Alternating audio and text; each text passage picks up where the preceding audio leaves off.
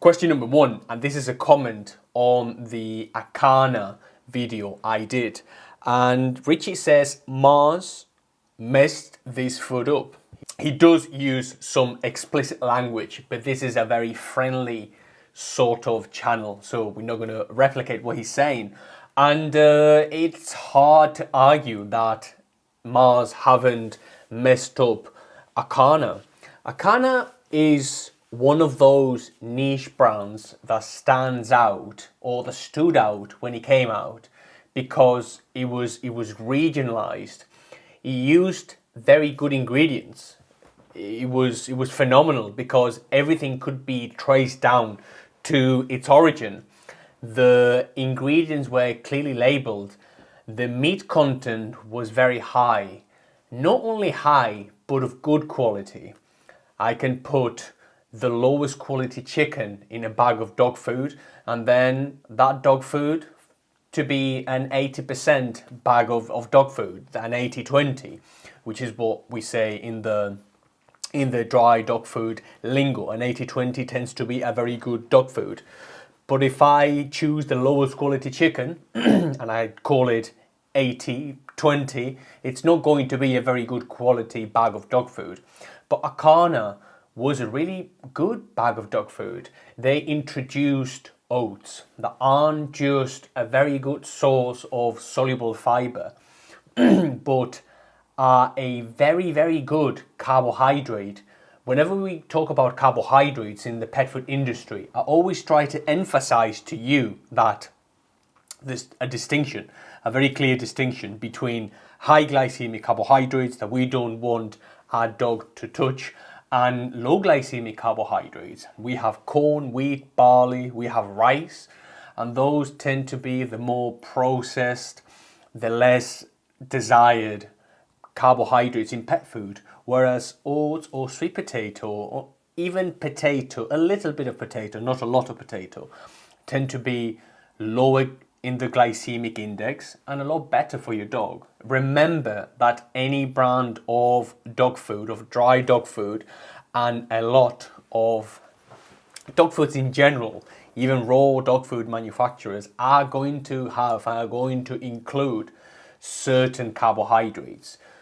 But a carbohydrate is not a carbohydrate. Not all carbohydrates are made the same.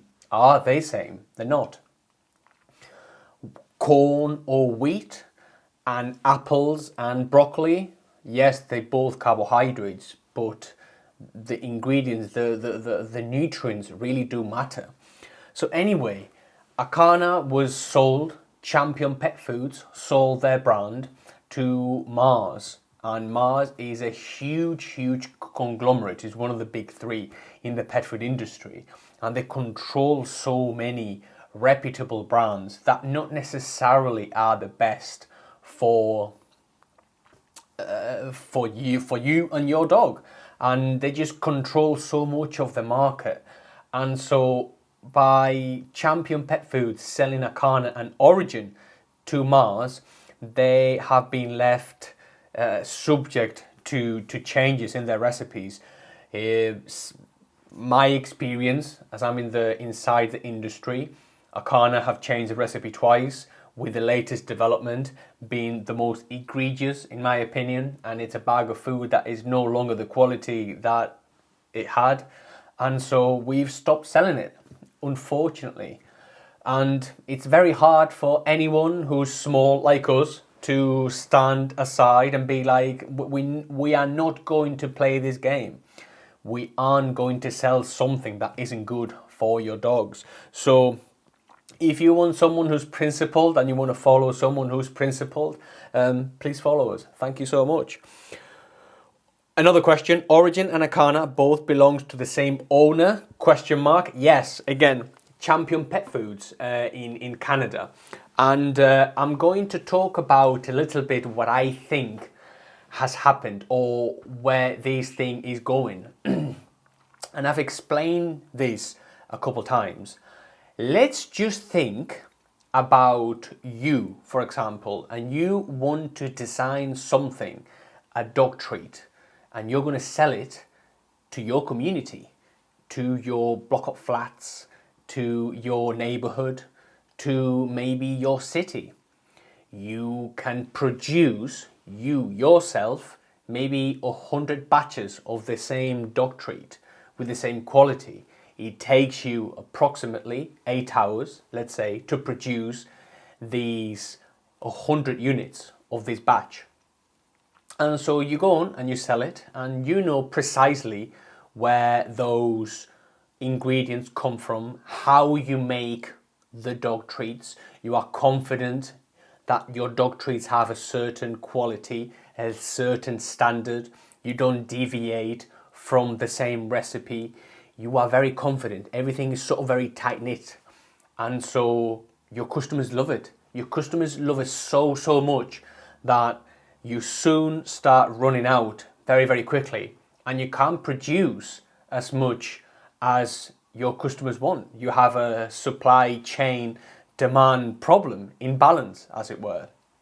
And so instead of now buying whatever you want to buy from your local greengrocers, for example, or your local supermarket, or whatever, your local farm or your farm shop, or what you raise yourself, you start venturing out into a wider radius. And now you produce 500 units instead of 100. So you've quintupled your production, and everyone's happy because you can sort of still control where everything comes from.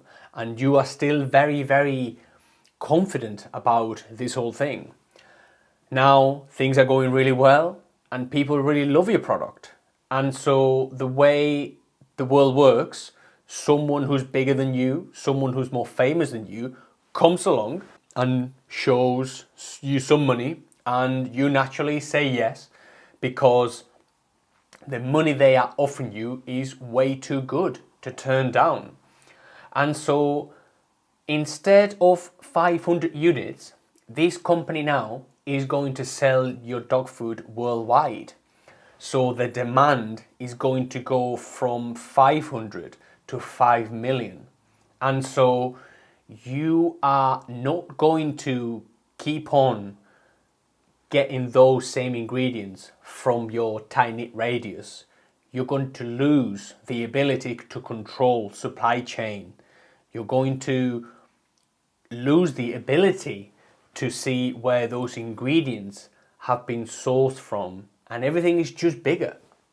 And even if you have the best supply chain and the best ingredients, when you sell in different countries, when the operation gets too big, the ingredients sometimes dilute. And this is something I have seen time and time again. Instead of saying freshly prepared free-range chicken, we see chicken meat or chicken meal or meat meal or chicken, something quite vague, because the more supply, the more popular something is, the less quality, as it were. Everything that's very, very high end, if you think about it, if you think about Rolex, if you think about Birkin handbags, they're in very, very short supply because it is impossible to produce that. And maybe because they don't want to produce as many as we'd like to buy, for example, as people with the means to buy them. But that is essentially what's happened with Champion Pet Foods. That's what's happened with Acana and Origin. And with Acana, we have stopped selling it. With Origin, we still believe in the brand because the ingredients have not changed.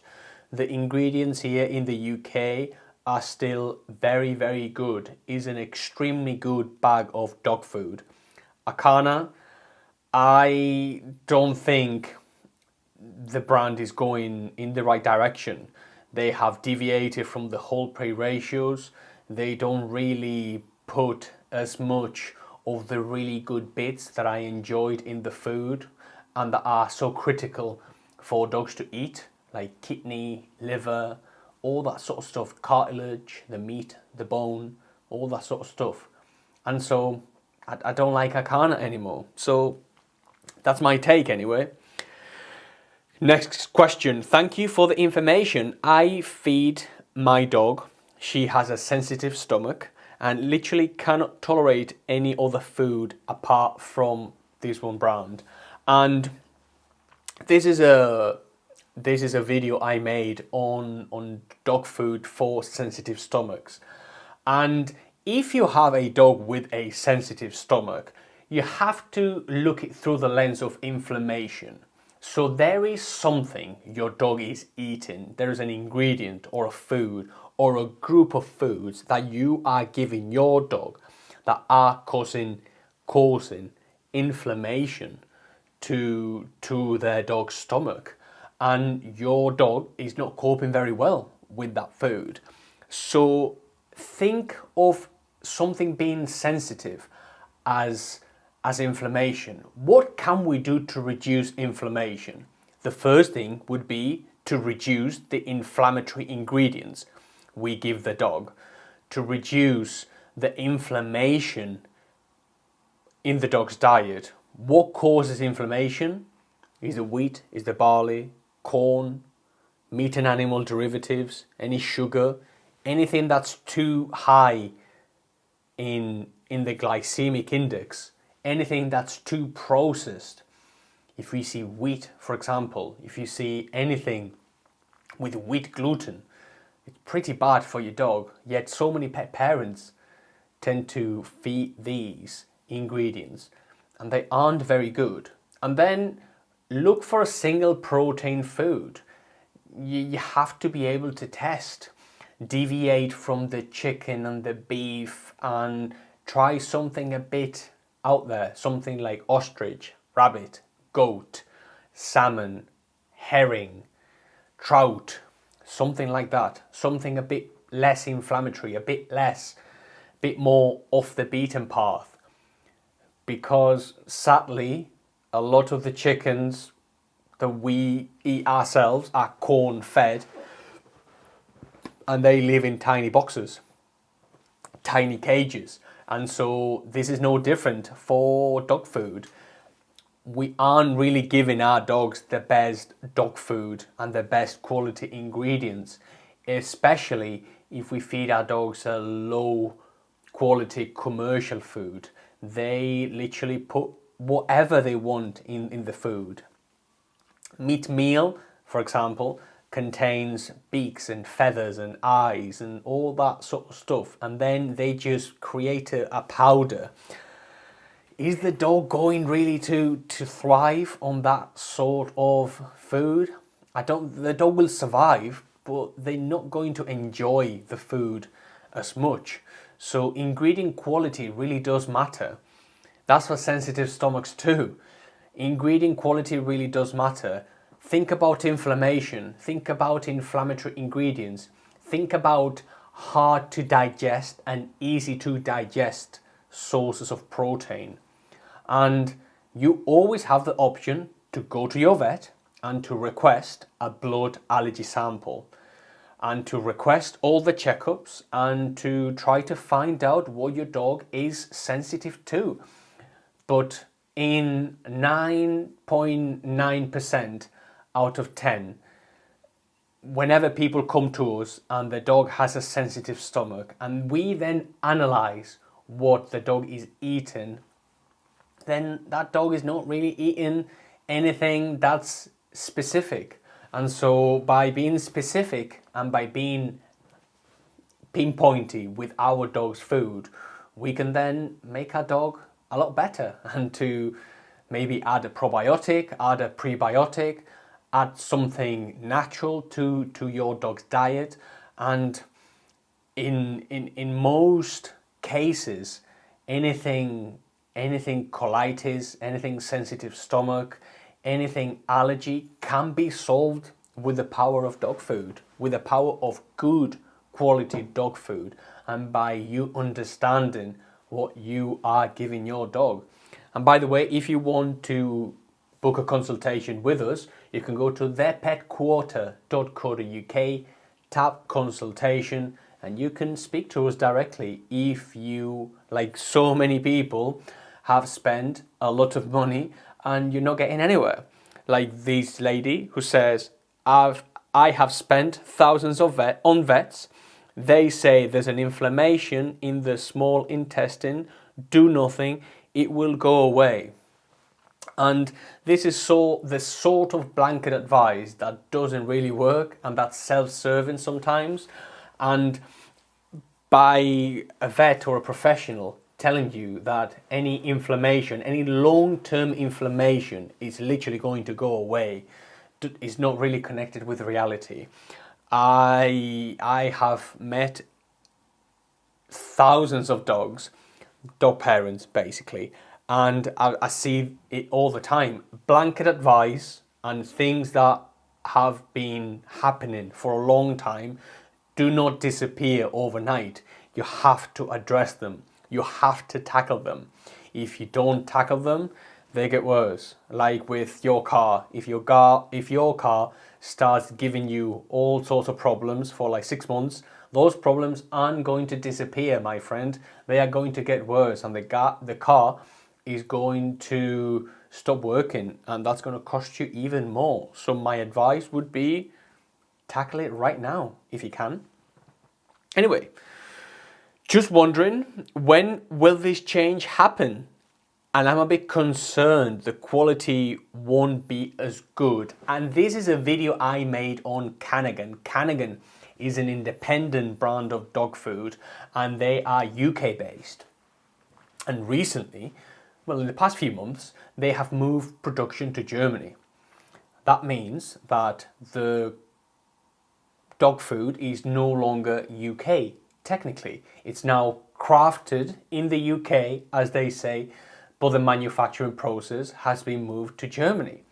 Why has it moved to Germany? Well, we have some inside information, and our sales rep has told us, or did tell us back when it happened, that they couldn't innovate as well as they wanted to in the UK, which is code language for the cost is too much.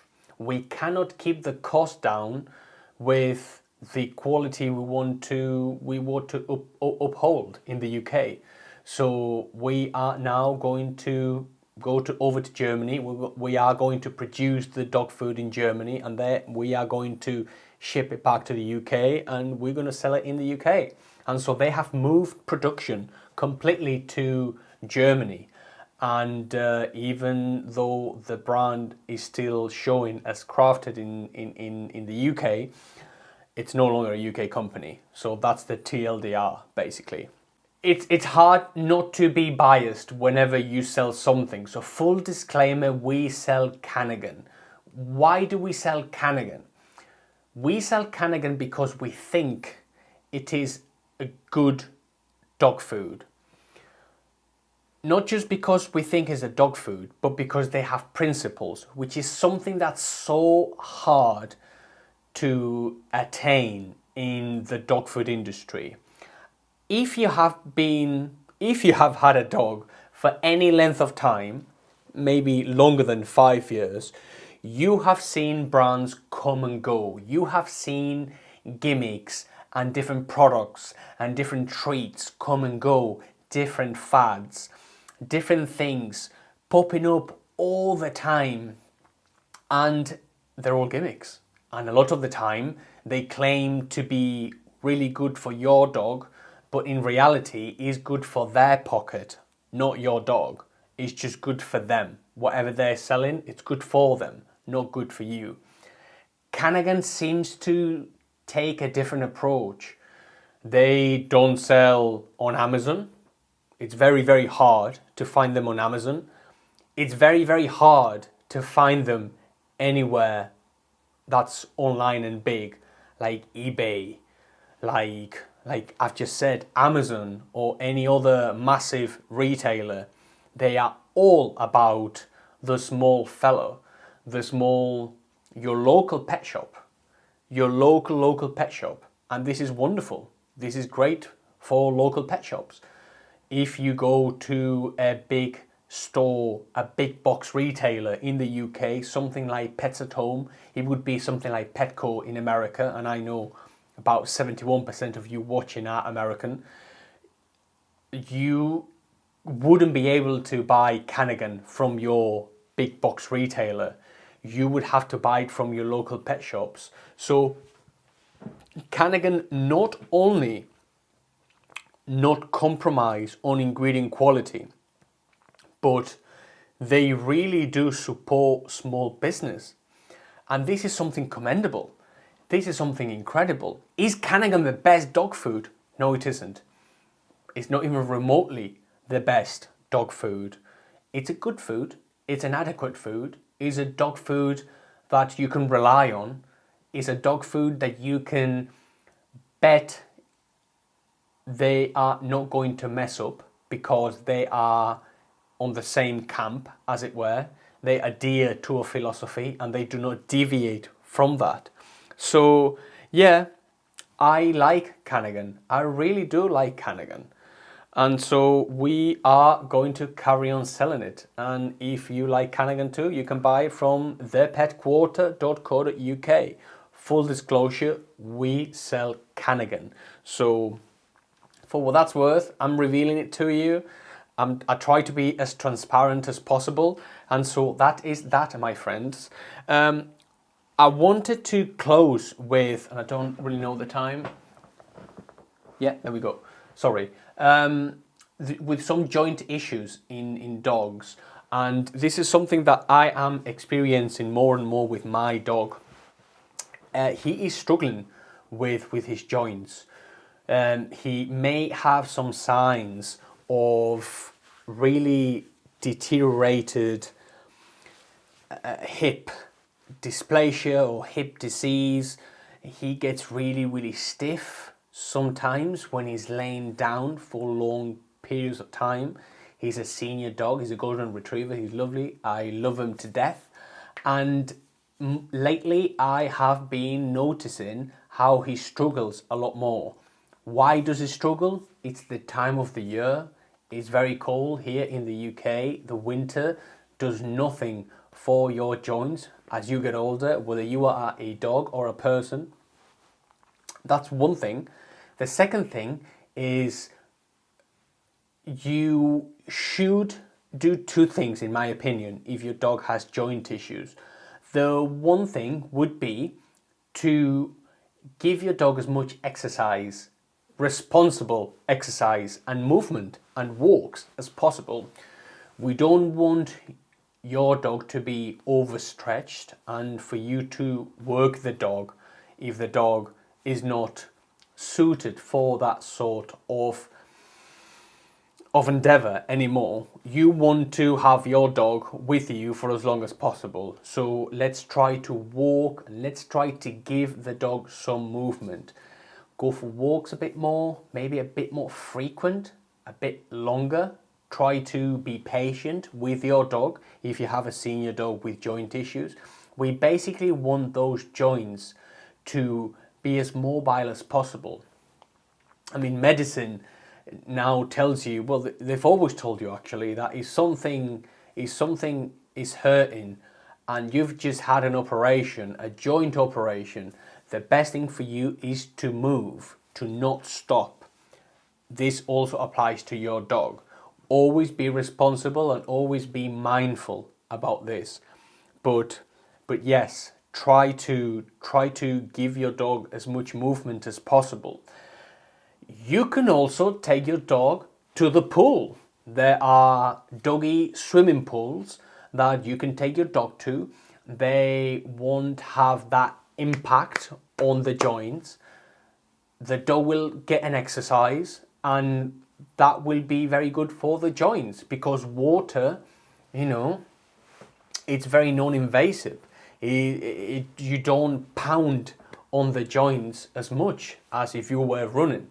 So swimming pool, doing exercises in water is also beneficial for people whenever we are talking about joint issues. So consider that as well and maybe try to do it once or twice a week. I know they're not cheap, but they are worth it if you are having that sort of problem with your dog. And then we must consider green lipid muscle, glucosamine, the glue, the connective tissue that's really, really good for joints. Try a joint supplement with glucosamine. Try rabbit ears, anything cartilage, pig ears that contains natural chondroitin glucosamine, whatever you want to sort of look up for. But anything connective tissue is phenomenal for dogs. It regenerates whatever they are depleting to a certain extent. And then, how about an anti-inflammation diet, anti-inflammatory diet? Loads of omega-3s, loads of omega-3s, loads of fish if you can, sprats, anything fish, omega-3s, anti-inflammatory, wonderful. Something light and tasty. Salmon, chicken, turkey. Those are really good proteins for a senior dog. And so I have been walking my dog a lot more, and I have been giving my dog a bit more supplementation. I keep him warm as well, so he does wear one of these like fleeces and he looks adorable. And that really does help his joints. He's not going to rejuvenate him, but it's really going to help him. And I hope that helps your dog too if they have any joint issues. As always, leave me your questions below and I will see you in the next one.